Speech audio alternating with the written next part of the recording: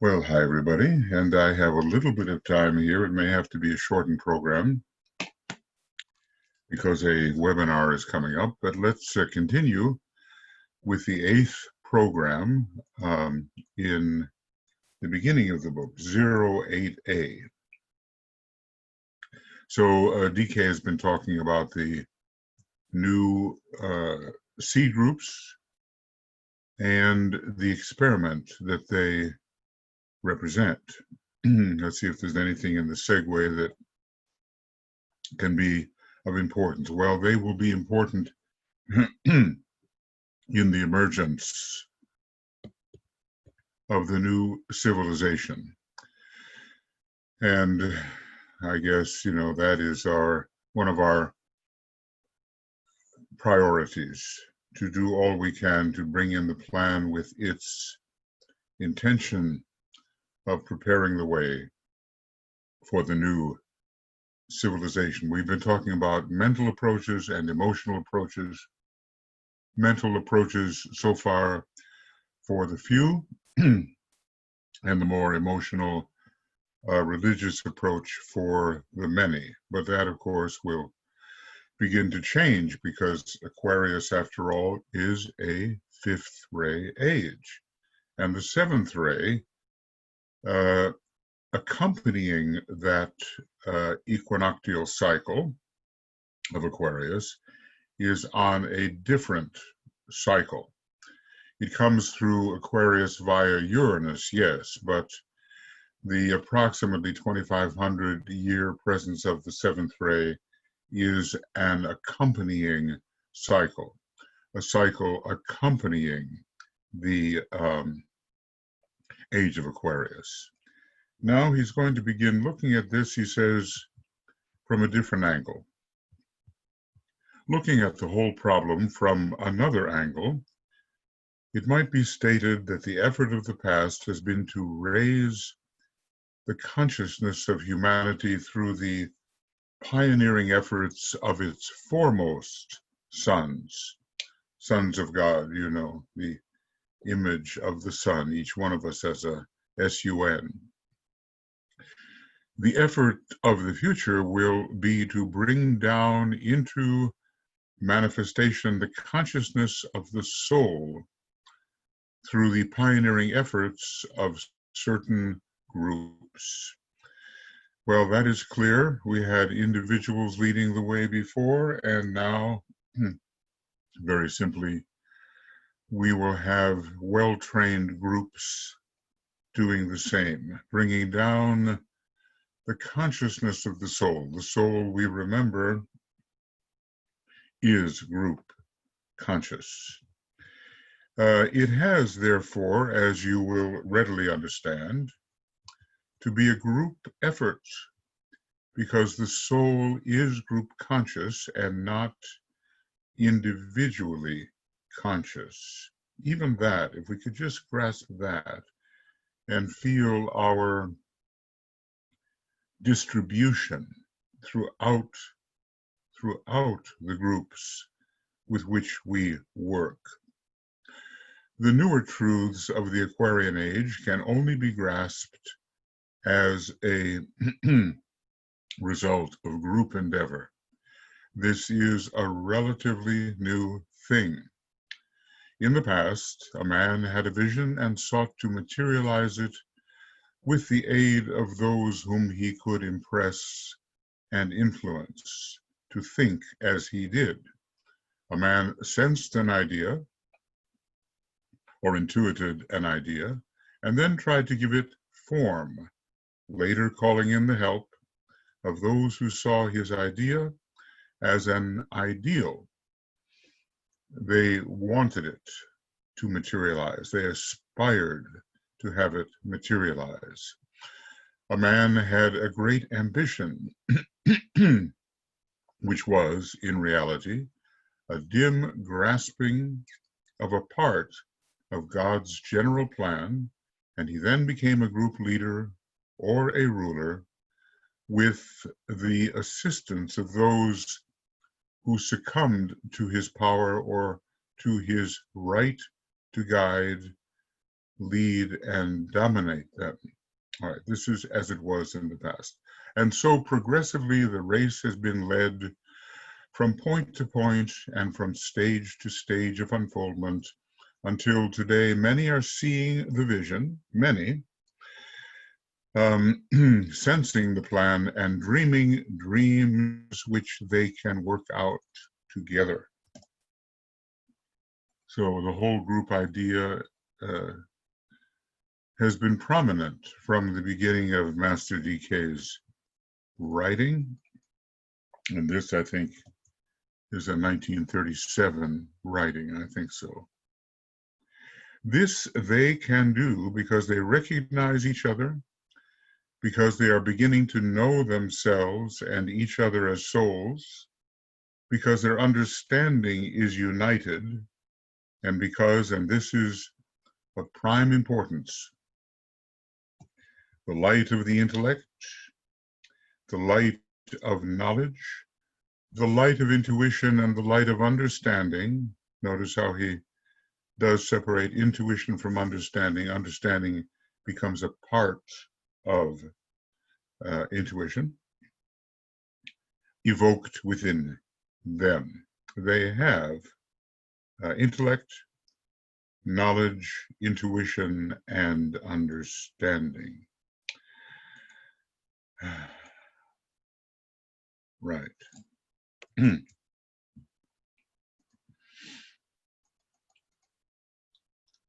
It enters not from without, and in that light together they see light, capital L, a greater light. In the light of the mind held steady in the light of the intuition can be accessed. It is a group activity, a group recognition, and the result of group at one-ment. So that is the way of the advanced members of the present and increasingly the way of the future. So let's see here.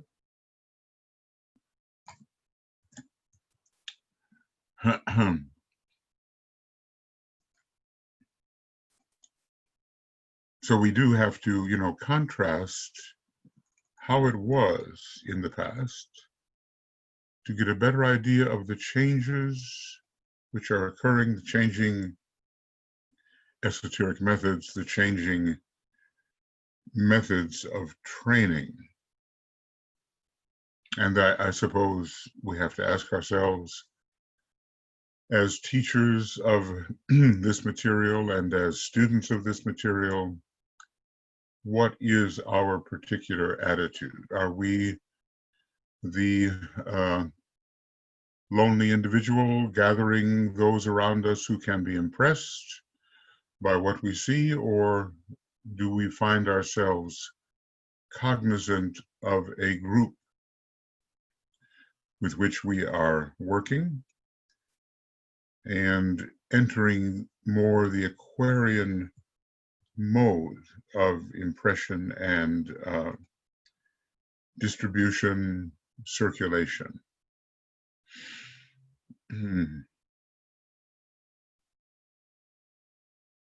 Okay.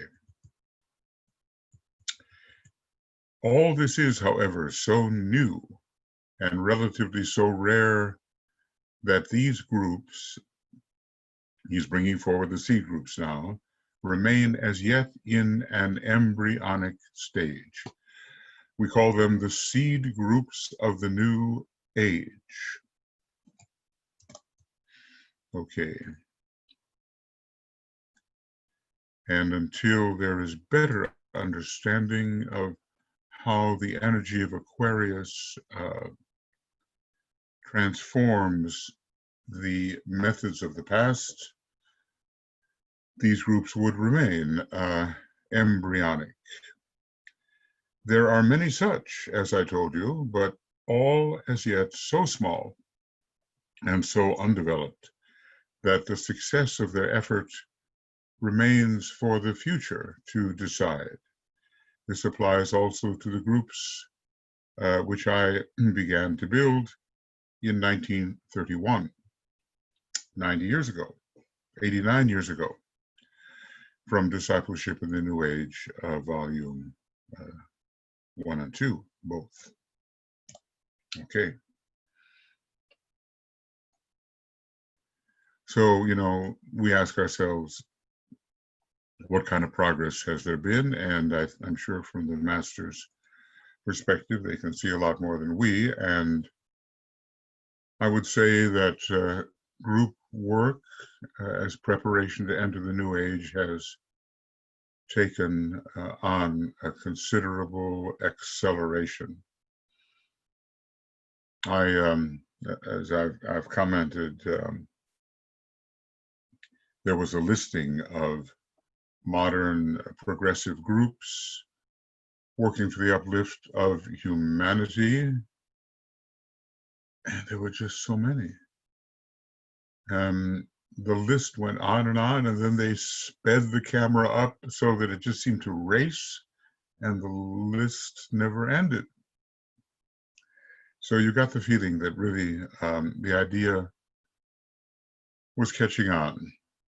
I suppose the esoteric groups among these new groups are fewer, and fewer still, devoid of the glamours which inevitably beset, it seems, esoteric groups, at least at present. So to have a really de-glamoured group, free from its own indulgence in illusions, is perhaps still a rare thing. It will be apparent to you, therefore, why it was necessary for the initial or first group to lay the emphasis upon telepathic rapport, because upon that rapport, understandingly cultivated and developed, the success of these seed groups must depend. It does not mean that their success depends upon the established success of the first group, but upon the comprehension by all the groups, of the meaning and purpose and techniques of telepathy. It is interesting that some of the foremost workers, the most advanced of the disciples working in connection with the arcane school and the Lucis Trust, were found placed in this first group. I mean, Alice Bailey was one, Foster Bailey, RSU, Regina Keller, that is, and other people who were closely connected with the founding of Alice Bailey's work in the world. So, some of the more high-powered individuals were launching this, under the Tibetans' guidance, were launching this first group. Yes. So success depends upon the comprehension by the groups of the meaning and purpose of telepathy. We need to be mutually reinforcing, and we need to be able to access the higher planes for what content of the divine plan we are capable of accessing. The founding upon the inner planes of a school of telepathy to which humanity can become sensitive, even if unconsciously so, is part of the task of the first group. Part of the task which the first group, the telepathic communicators, has undertaken. The founding upon the inner planes of a school of telepathy to which humanity can become sensitive. So that's a very interesting piece of information.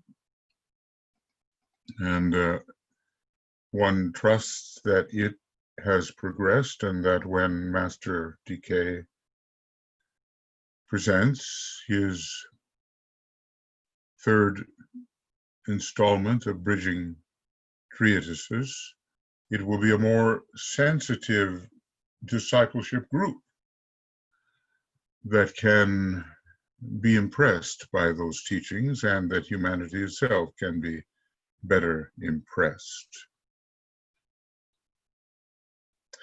Okay, this group of telepathic communicators, are the custodians of the group purpose and work on mental levels.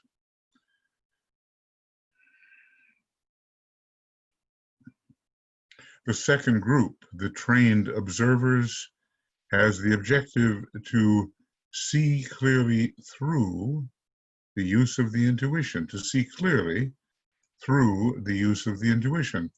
They serve on astral levels. And the third group of the magnetic healers has the objective of working with the forces of the physical plane. The other 6 groups will be mentioned accordingly later.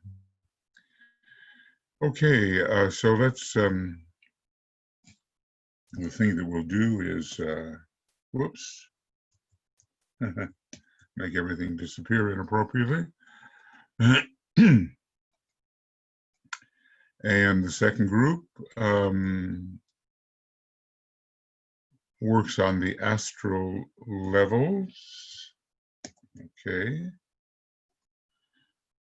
And the third group upon the physical plane. DK said that to be a member of that group of magnetic healers, there has to be a kind of specific orientation towards the physical plane. Okay, so this is the second group,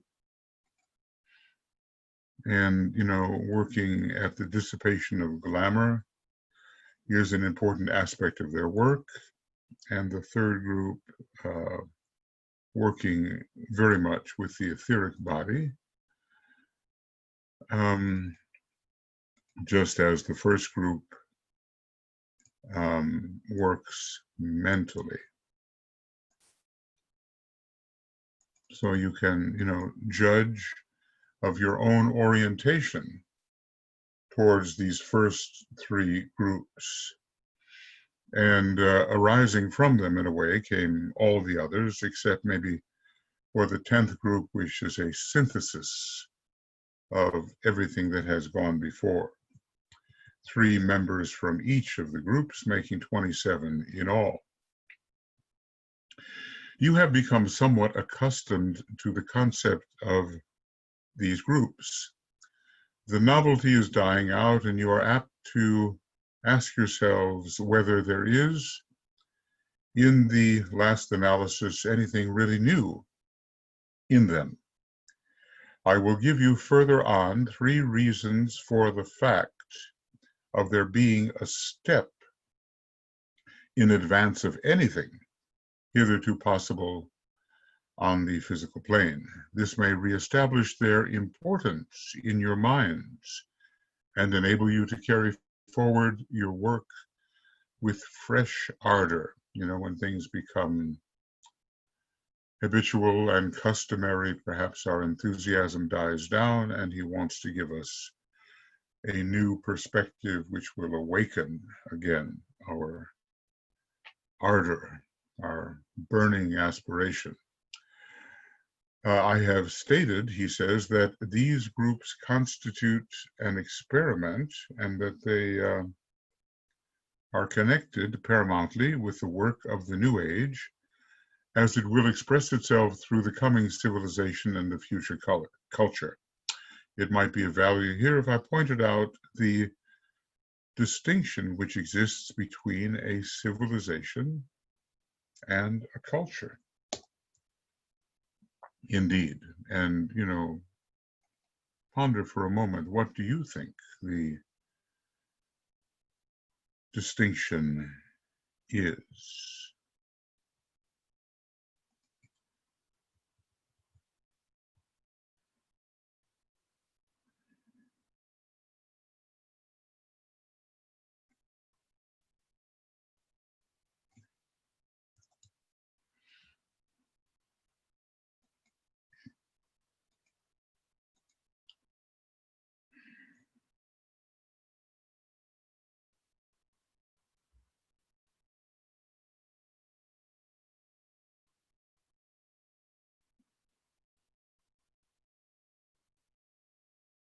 So then, we can compare what we might think of a culture, probably a more interior, seminal point of tension than a civilization, with what Master DK will present to us on this subject. A civilization is an expression of a mass level of consciousness, as that consciousness works out in physical plane awareness, physical plane adjustments, relationships, and methods of living. A culture is essentially an expression of the intellectually and vitally mental significances and the state of consciousness of the mentally polarized people of the race, of the intelligentsia, and of those who constitute the link between the inner world of soul life and the outer world of tangible phenomena. And these words, the raison d'etre of the mental plane, is concisely stated. Its function in this connection will be increasingly understood during the next few decades. So, mass levels of consciousness are concerned with civilizations and much upon the plane of objectivity, the physical plane. When it comes to a culture, significances, intellectually and vitally mental significances and states of consciousness of the mentally polarized people of the race. Now, mental polarization, if he means exactly that, does not occur until the midway point between the second and third initiations, between the of the intelligentsia, or of those who constitute the link between the inner world of soul life, maybe they have the mind held steady in the light, and the outer world of tangible phenomena. They are impressed and they are looking in two directions. So the mental origin of culture, and maybe soul origin, as the soul finds itself in the first position upon the higher mental plane. And in these words, we have the reason for being, the raison d'etre of the mental plane, and it's concisely stated. And it will be understood in the quite mental age of Aquarius what culture really is. Now, sometimes we read about culture wars and people who are not mentally focused at all having a certain culture. Let's say a little bit of a degrading of the term compared to the way Master Decay is stating it. The masses are negative to the plane of desire and of feeling. They receive from both, right? And the civilization of any age is largely the exteriorization of that particular level of consciousness.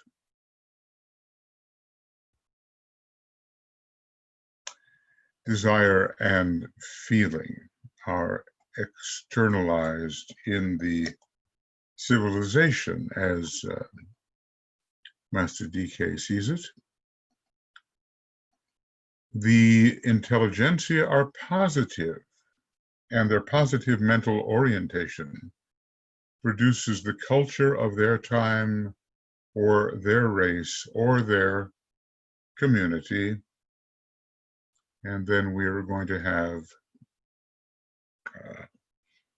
kind of a tabulation, which may help to consolidate this idea in our minds.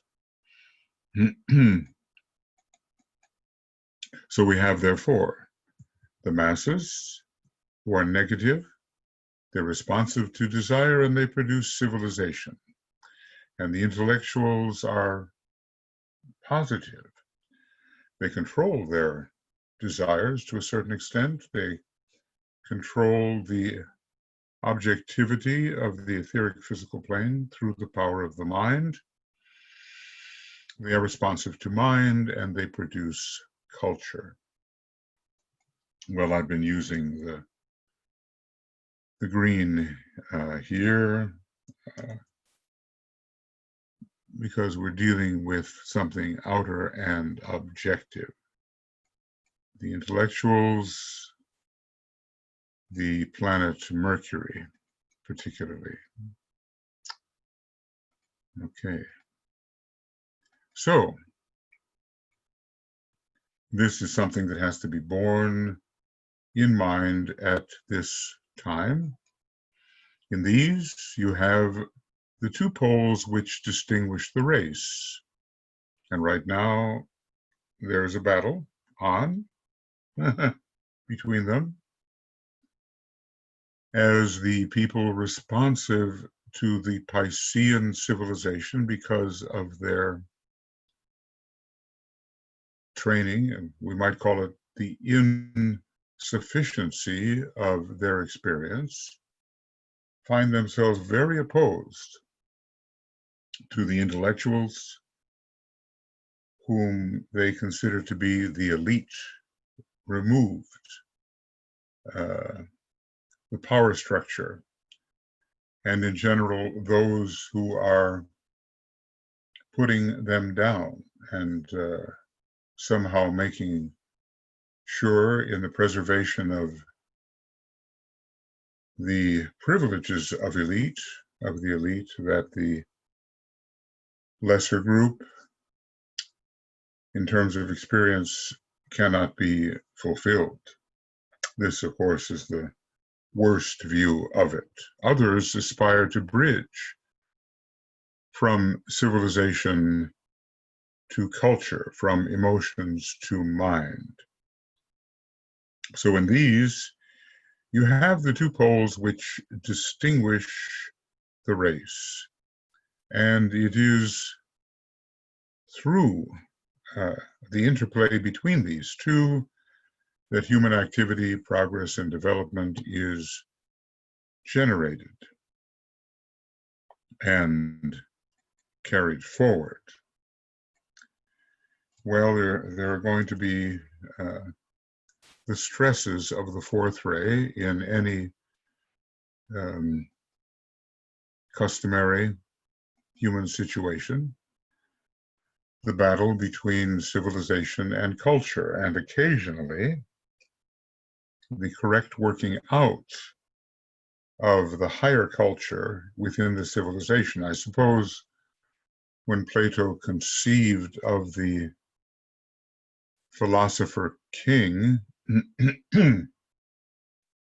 he was conceiving of culture working its way properly into civilization. Of course, the irony here is that the philosopher king must be devoid of lower ego, and the tyrant or ruler who wanted to test out Plato's ideas fancied himself to be the philosopher king, and that from quite a lower ego perspective. Okay, well, we have two polls right now, and DK says, there is another grouping which should not be overlooked. The spiritually minded people of the world are negative to the higher spiritual world as it expresses itself through or calls forth the higher type of desire, which we call aspiration. You know, it's in a way a bridging group, and in some ways may go beyond that of which the purely intellectual type is capable.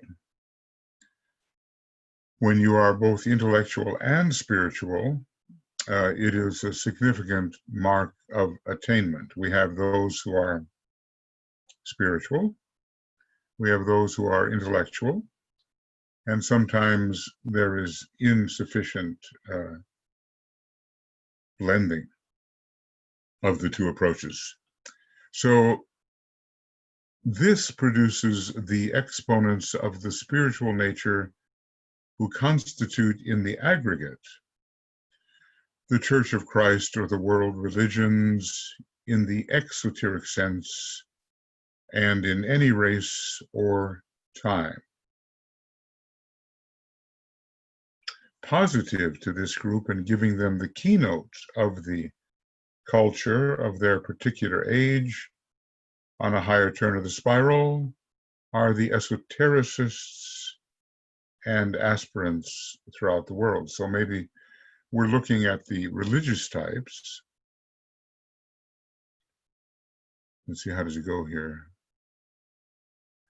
And we're looking at those who are not only possessed of faith and correct orientation towards reality, but who know something mentally, scientifically, of the inner planes and of those points of tension which inspire the outer religious faith. So, another group.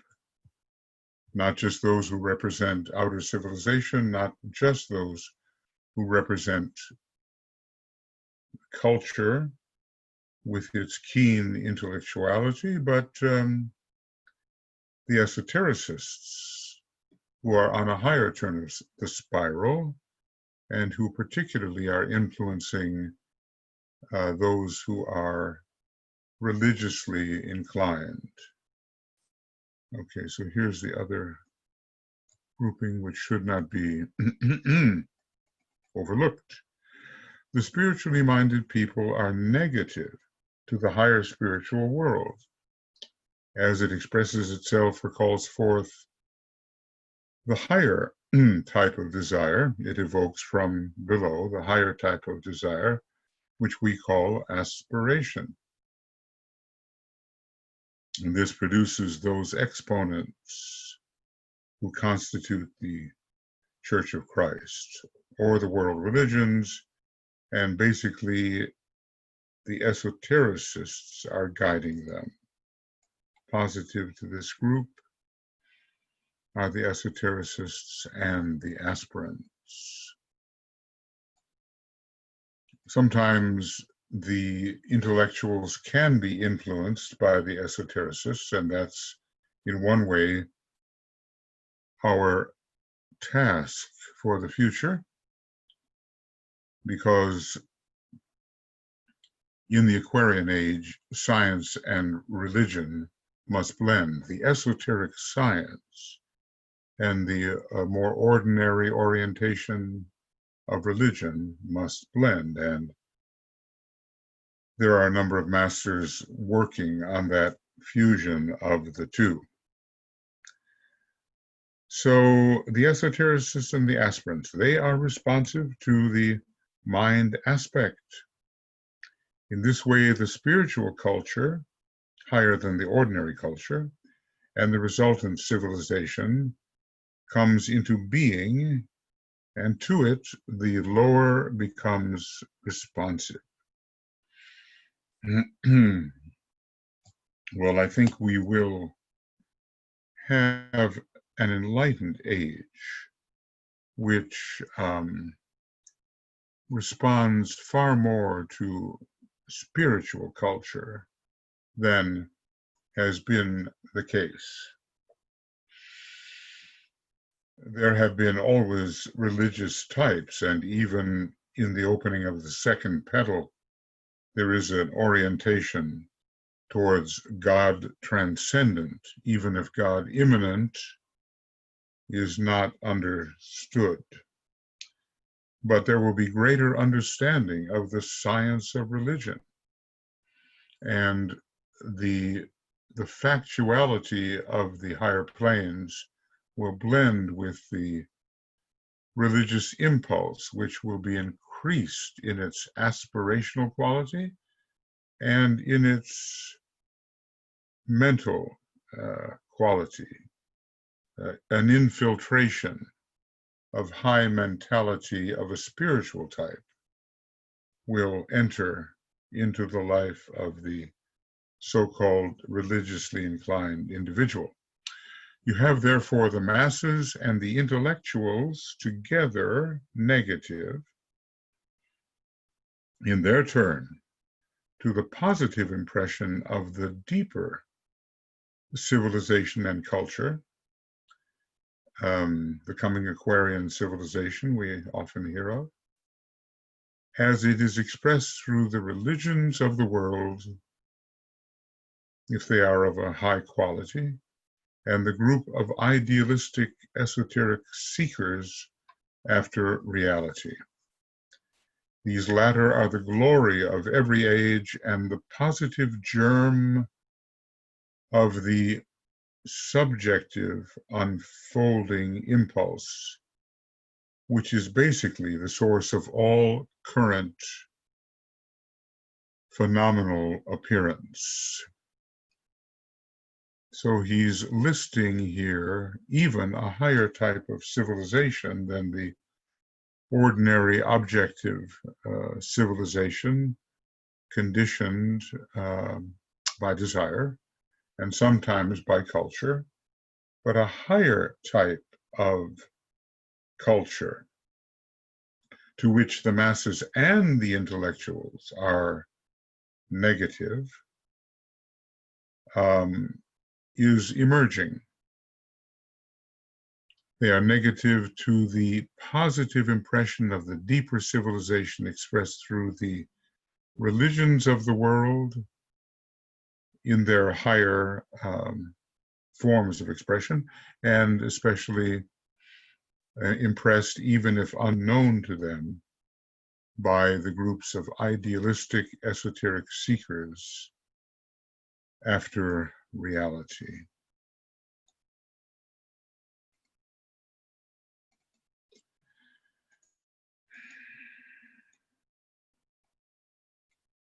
So maybe if we were to, list these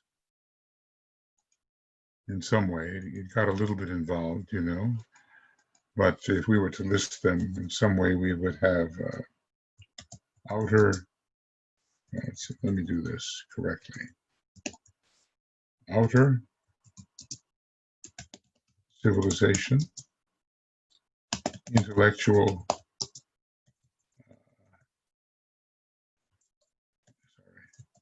intellectual culture, higher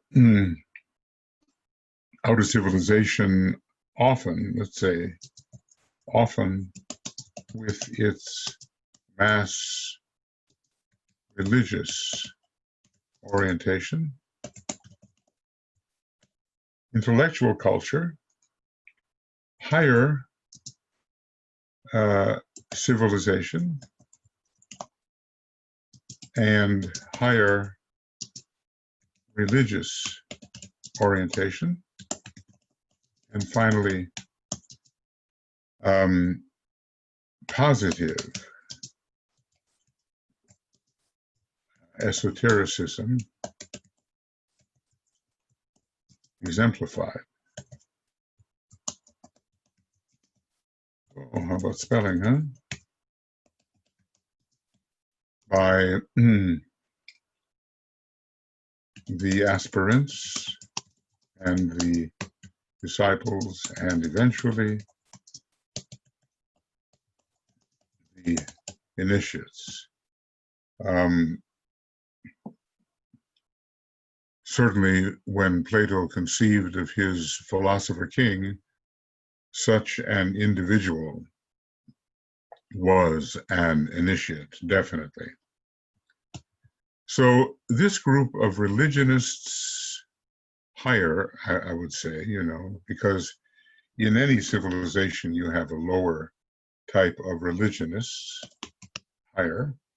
So, yeah.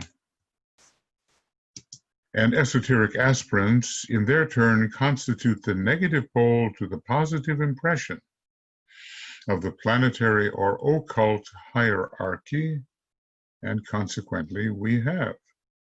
Okay, well, he's going to do it better than I can do it. I didn't see that coming, but okay.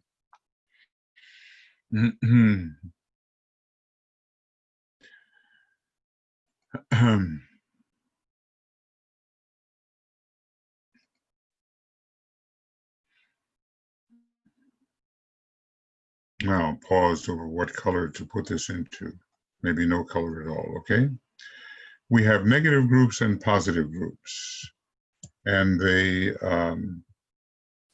affect or interplay with each other, and some are causative and some are responsive, and those that are causative become responsive in turn. The masses are found in the negative groups with their own form of religion, and the intelligentsia is positive to them.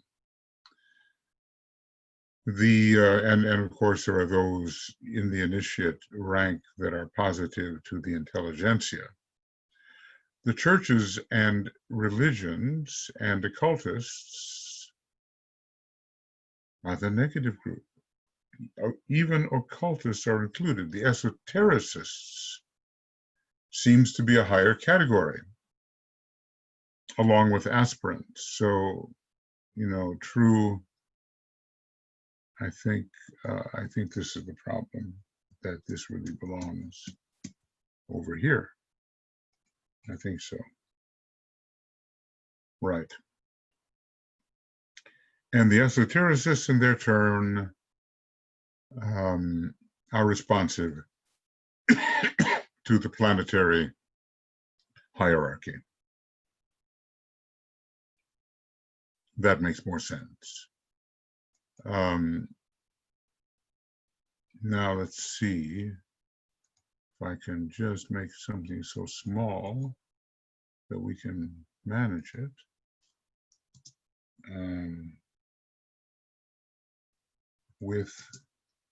Okay, what have we got here? This is not a valid number.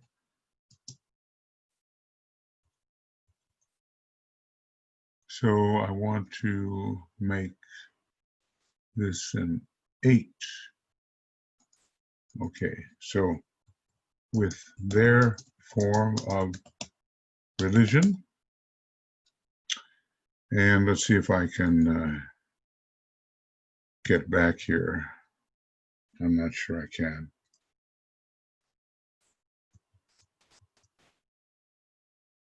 Let's see. Maybe it was never my forte. The churches and religions, maybe of a slightly higher kind, sufficient to be responsive to esotericists, aspirants, and occultists. And we can say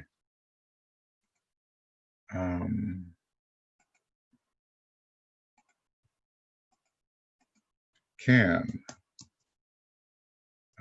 affect higher religionists.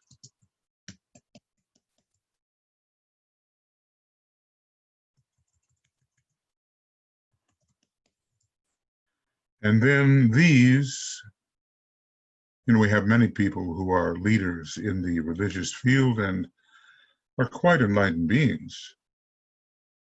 Some of them, of course, initiates. The esotericists, which includes here, aspirants and occultists, is responsive to the planetary hierarchy. Okay.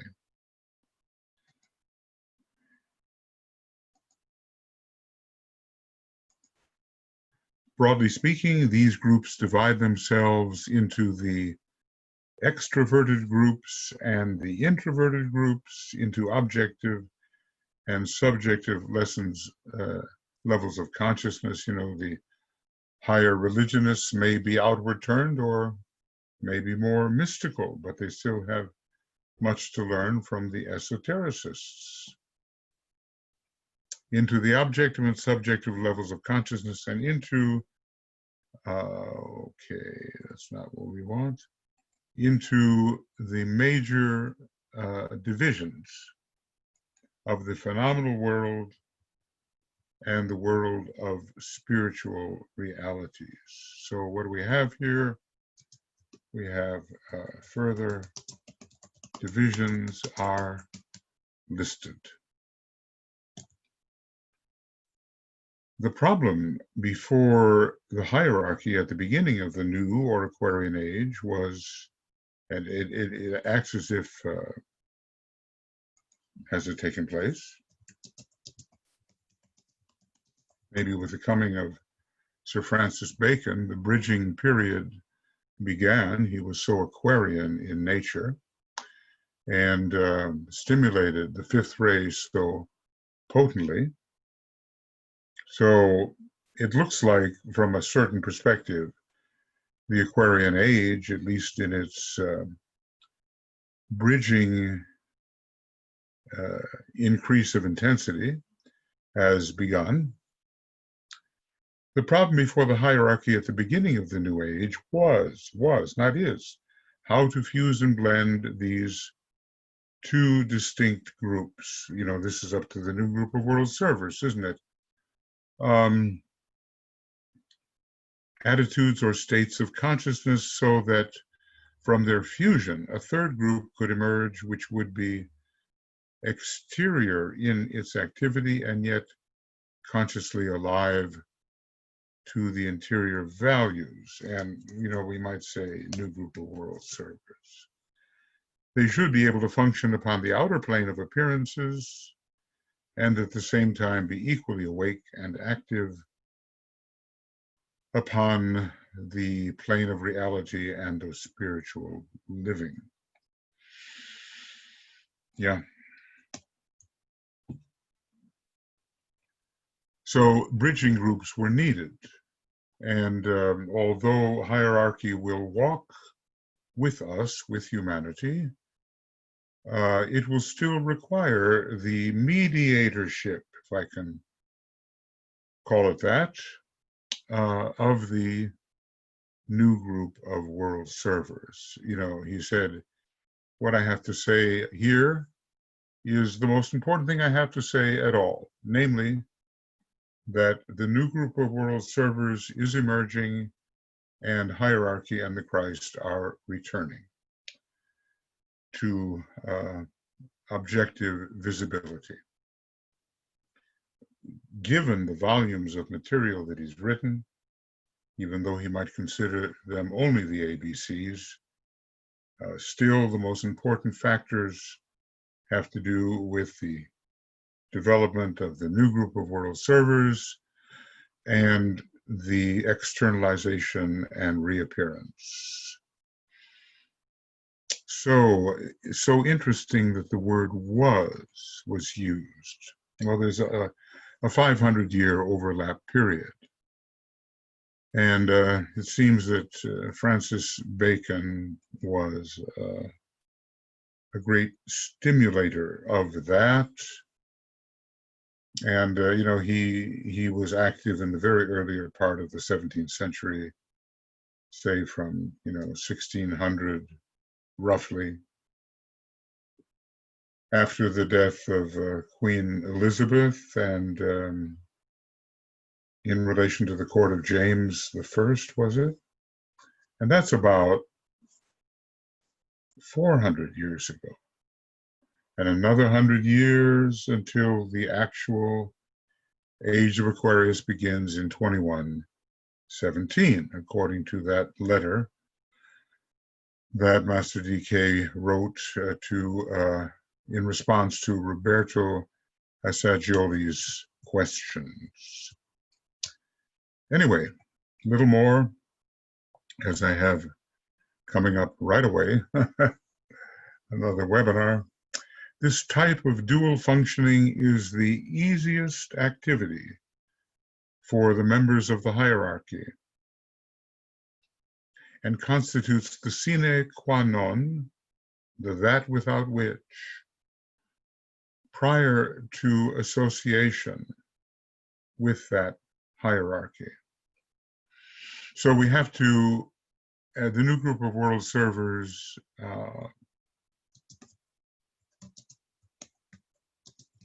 reaches towards both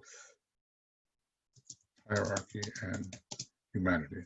It was realized that many people could be trained in the appreciation of this possibility and slowly, wise use of slow action for the second ray hierarchy, and slowly develop to the point where theory could pass into practice. Yet these people would not be equipped throughout their nature in such a way that they were ready to become part of the occult hierarchy, even in the stage of accepted disciples. Well, sometimes Master DK talks about the accepted disciple being a member of his ashram. And maybe we can consider standing on the periphery of the occult hierarchy. So, I think we're seeing the need for a bridging group here. And, these seed groups, in a way, are going to be bridging groups. They will have their receptors out for hierarchical impression, but they will be also working with humanity as it exists on the objective plane.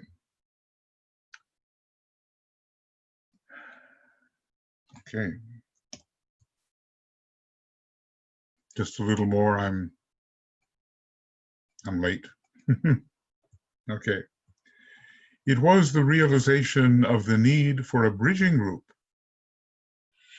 which would be neither entirely negative nor entirely positive, which prompted some of the masters who are connected with the hierarchy to form the new group of world servers. These people belong to neither group, and yet they can function more or less in relation to both. This, you well know, as you well know, has been done with quite a measure of success.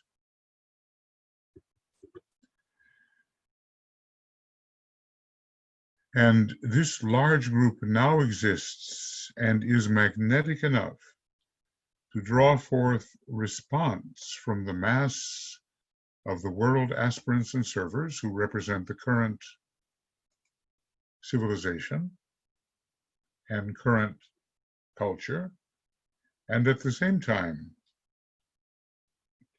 to absorb and thus transmit knowledge, wisdom, force, and light from the planetary hierarchy. So isn't this, in a way, the position in which we find ourselves in this bridging group?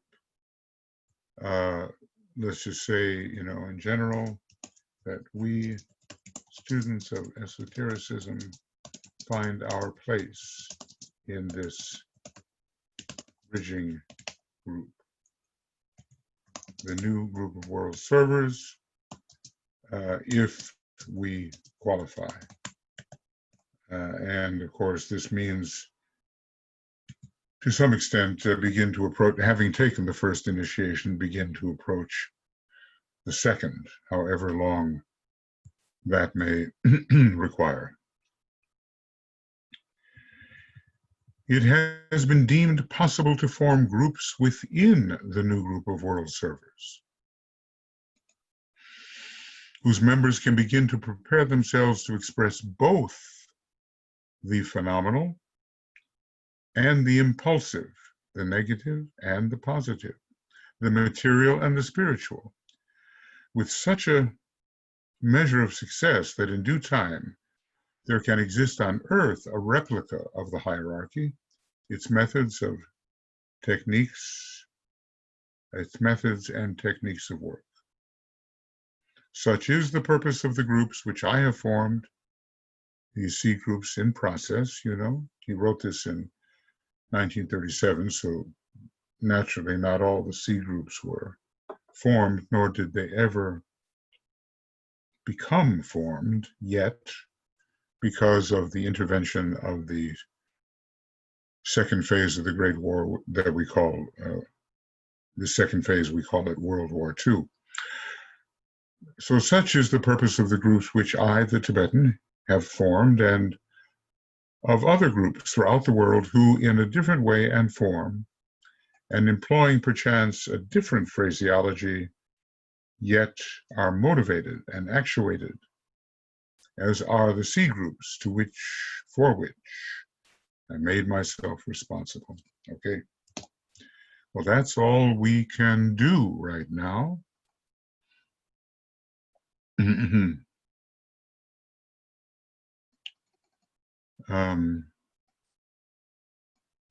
And so that takes us to, and we will begin the three reasons for their importance next time. We've come almost to page 35 from page 30.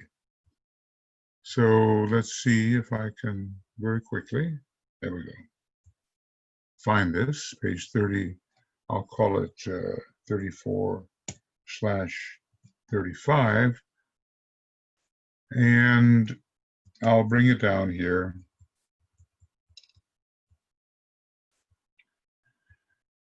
Interesting section of groups affecting groups positively, or being in the negative position, or being a bridging group.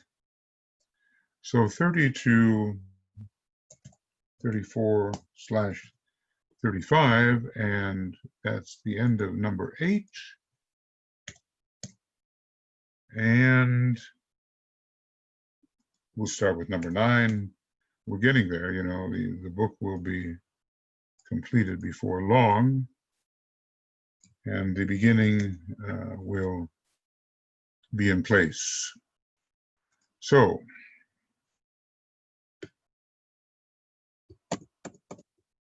oh, that's not good. That's incorrect. So,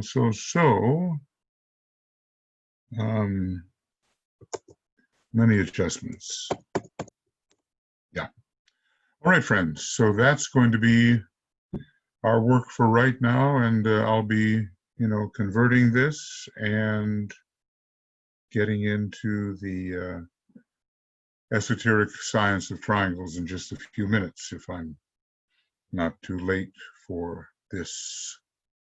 We'll see you soon, and many blessings, lots of love to you, and just persist, keep going, and deepen your meditation, deepen your study, and make your service more effective. We'll See you soon. Okay. Bye-bye.